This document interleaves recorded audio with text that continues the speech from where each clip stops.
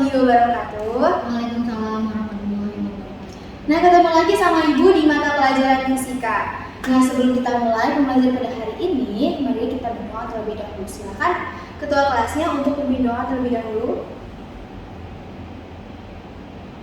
Nah, cukup. Sebelum kita mulai pembelajaran pada hari ini, Ibu mau tanya dulu nih, siapa yang nggak masuk pada hari ini?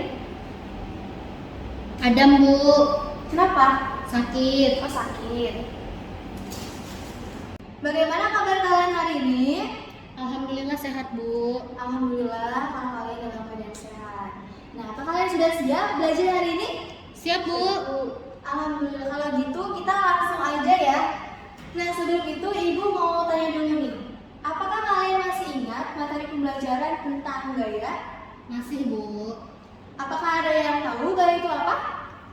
Gaya itu tarikan atau dorongan pada sebuah benda, Bu. Gaya adalah tarikan atau dorongan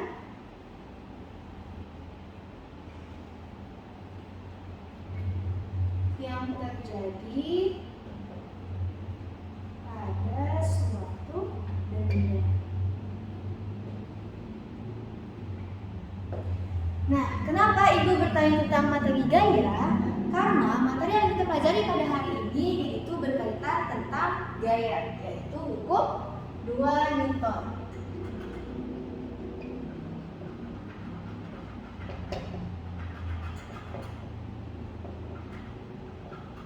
Nah, kenapa sih kita harus belajar tentang hukum 2 Newton? Karena hukum 2 Newton ini sering kali terjadi dalam kehidupan sehari-hari tanpa kita sadari. Contohnya, kita mendorong pintu, kita mendorong meja, kita melakukan sebuah kegiatan atau sesuatu yang membuat benda itu bergerak, maka itu tanpa kita sadari adalah penerapan hukum 2 Newton dalam kehidupan sehari-hari. Nah, sebelum itu apakah kalian sudah paham sampai sini? Sudah, Bu. Sudah.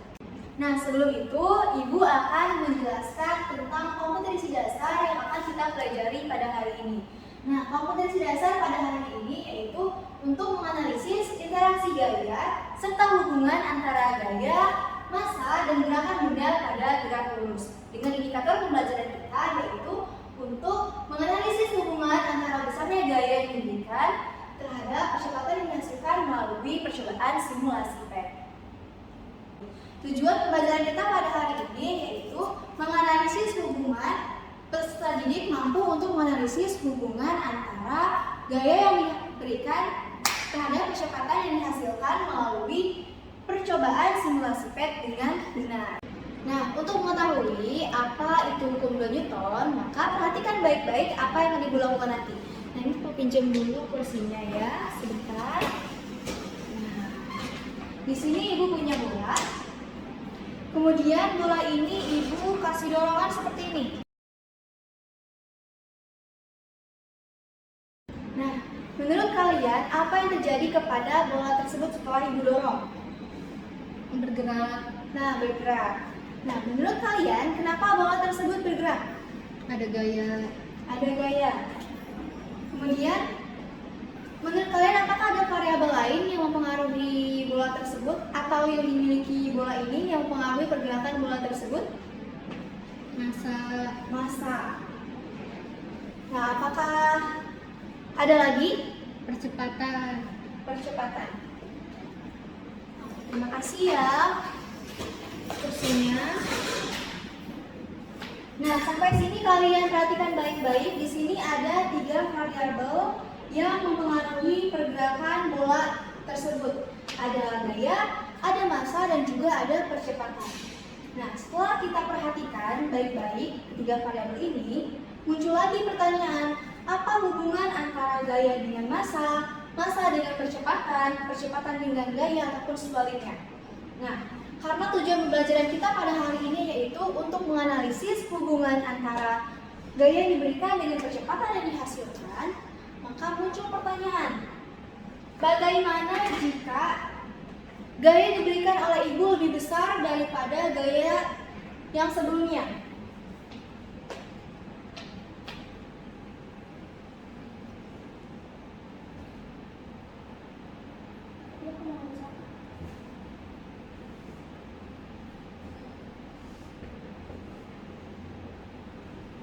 kalian bagaimana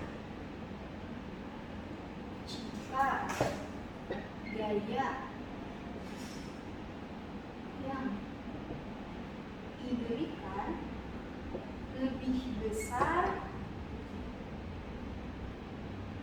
kepada benda tersebut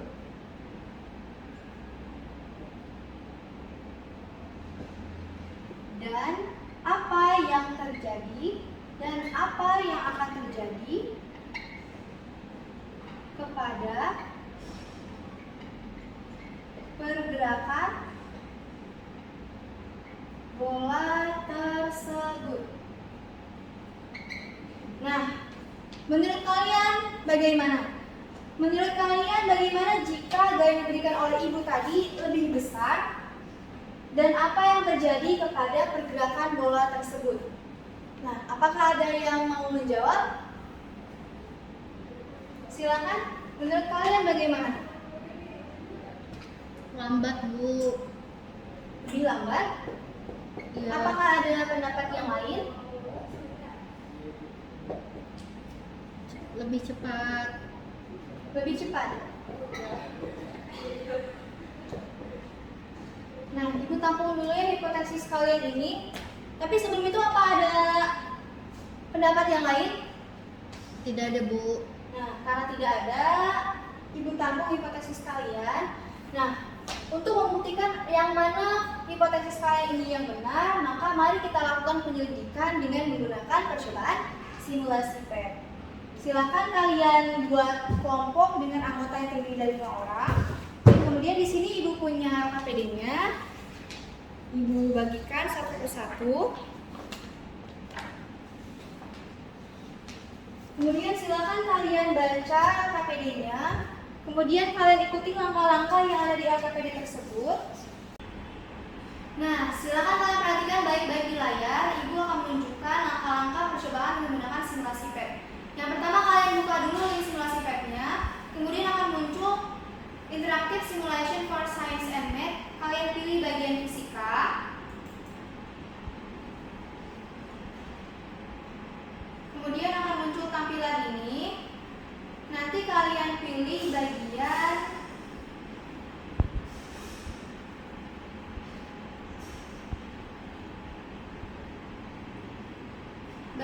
Force and Motion Basics.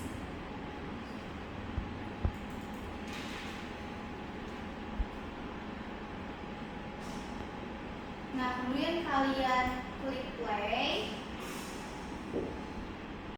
Setelah muncul tampilan ini, kalian klik bagian acceleration.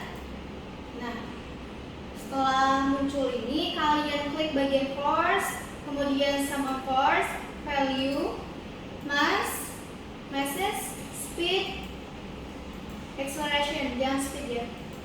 Kemudian jangan lupa bagian fractionnya ini kita ubah menjadi 0. Nah, setelah itu kalian rubah bagian masanya menjadi 200 kg. Dan masanya kalian ubah menjadi 50 Newton. Nah, di sini kalian lihat akselerasinya yaitu 0,25 meter per second kuadrat. Apakah ada yang mengalami kesulitan? Nah, sampai sini apakah ada yang mengalami kesulitan? Ada, Bu.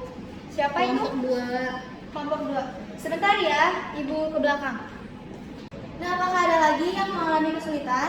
Tidak ada, Bu. Nah, karena tidak ada, silakan kalian lanjutkan percobaannya, tapi menggunakan massa yang sama yaitu 200 kg. Hanya yang diubah yaitu bagian gayanya saja dari 50 Newton sampai 250 Newton. Nah, setelah itu kalian nanti isi data-data yang dari penyelidikan ini di data tabel pengamatan. Kemudian silakan kalian lihat bagian LKPD di lembar terakhir. Di situ ada pertanyaan-pertanyaan. Silakan kalian isi pertanyaan-pertanyaan tersebut. Kemudian silakan nanti kalian presentasikan hasil diskusi kalian di depan kelas. Apakah sampai sini ada pertanyaan? Tidak ada, Bu. Nah, silakan dikerjakan tugasnya. Ibu tunggu.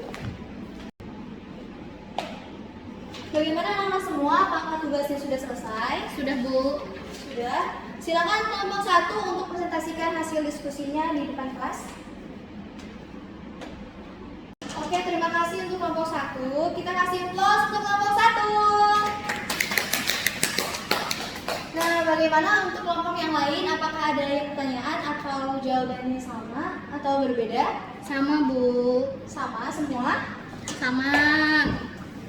Nah, karena jawaban kalian sama semua, sekarang mari kita analisis hipotesis kalian ini ya.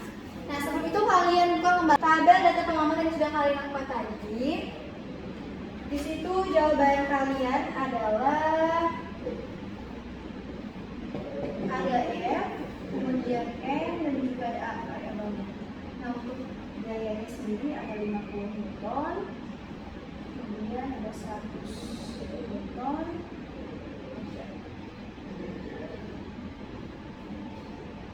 100, 150, 200, 250. Itu gayanya 200, 200, 200, 200. Percepatan yang ini adalah 0,25.